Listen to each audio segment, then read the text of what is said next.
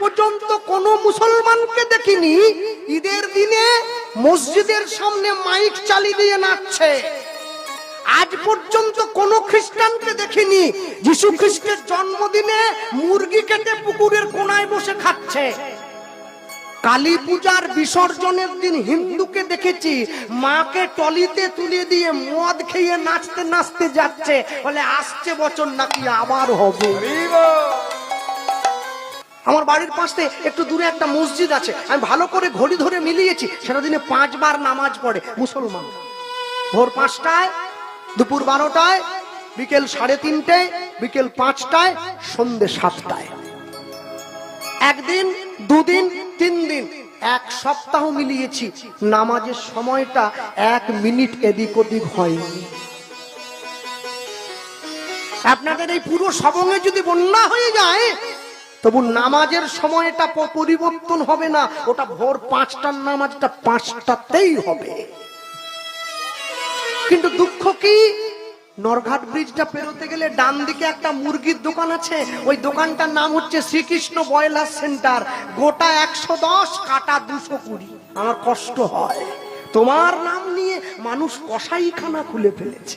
ওরা সময় করে নামাজটা পড়ে, আর আমার বাড়ির মায়েরা বোনেরা সময় করে পরনিন্দা পরচর্চা নিয়ে ব্যস্ত হয়ে থাকে। উনার কথাগুলো নিশ্চয়ই আপনারা শুনতে পারছেন। উনি সর্বশেষ একটা কথা তুলে ধরেছেন যে পরনিন্দা।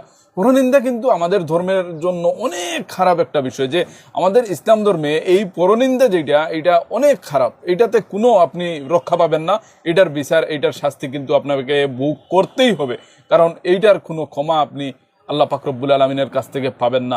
তো সর্বপ্রথম উনি আর একটা কথা তুলে ধরেছেন যে মুসলমান ধর্মাবলম্বী যারা যুবক আছে তারা কখনো মসজিদের সামনে ঈদের দিন ডিজে বা গান বাজানো এগুলা কিছু করে না। তো এইটা আমার কাছে অনেক ভালো লাগছে, উনি এই প্রশংসা করা আমার কাছে অত্যন্ত পছন্দ লাগছে যে আমাদের ধর্মে এইটা জিনিস হয় না।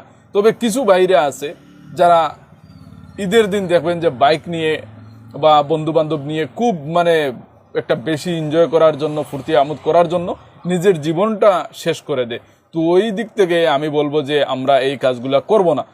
আগামীকাল আমাদের ঈদ, আর ঈদের দিনে আমরা আমাদের জীবনটা সুন্দর ফুর্তি আমোদ করব বা ঈদ করব, কিন্তু জীবনটা যেভাবে নষ্ট হয়ে যায় সেইভাবে কিছু করব না। কারণ ভাই, আপনি আপনার জীবন নিয়ে যদি খেলা করেন, একবার চিন্তা করেন আপনার বাড়িতে আপনার মা আছে, বাবা আছে, আপনার হয়তো ছেলে আছে, মেয়ে আছে, ভাই বোন আছে, সবাই ভাই আপনার জন্য অপেক্ষা করবে ঘরের মধ্যে। আর যখন খবর আসবে যে আমার ছেলে তো রাস্তার মধ্যে এইটা হয়ে গেছে, ওইটা হয়ে গেছে, তো তাদের মনে কি আসবে ভাই?